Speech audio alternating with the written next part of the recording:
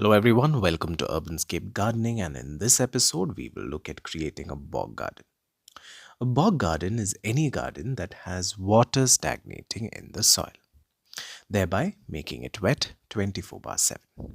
But it is not a pond.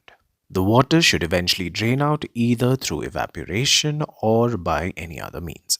So I have this old container with a hole at the bottom, but the water isn't draining as much as it would in a terracotta pot, since the surface is non-porous.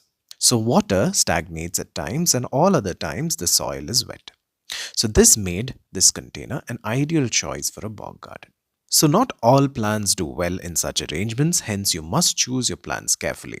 As an experiment, I have used these plants. So this is the maidenhair fern. Though this is not very great with water-laden soil, I will grow this as an experiment. Next, I will be adding the pennywort. This can take over the container very quickly, so it acts as a great ground cover. Then I'm using the sword fern. After that, I'm adding a small cutting of the Bacopa muniri or the Jalabrami. This is an excellent bog plant and it can do well in ponds as well. I'm using the rough horsetail cuttings in the middle. Don't worry, they are quick growers and will root quickly, and they can also be invasive. Additionally, I'm adding the fishtail fern. I'm also adding the Homolomina. I'm also adding the Equisetiformis plant for some flowering. So now let's look at the arrangement after 2.5 months and see what survived and what failed.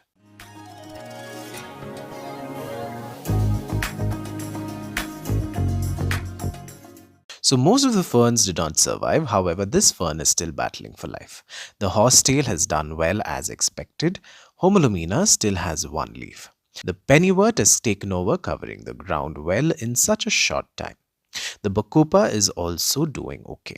But the bacopa tends to struggle when you have invasives like pennywort and horsetail. So in addition to these plants, I had added some spider plant which is doing well, and also the boat lily for some color, and it is doing just fine. So folks, if you have an antique ceramic crockery that you don't want to drill and create a hole into, you can turn it into a bog garden just like this one. Now that's the beauty of plants. Its adaptability is second to none. And with this, we've come to the end of yet another episode of Urbanscape Gardening, and I really hope you've enjoyed this particular program. Additionally, you can follow me on Instagram and Facebook. The links are given below. And always remember, to grow slow is to grow well. Thank you for watching, and until we meet again, a very warm goodbye.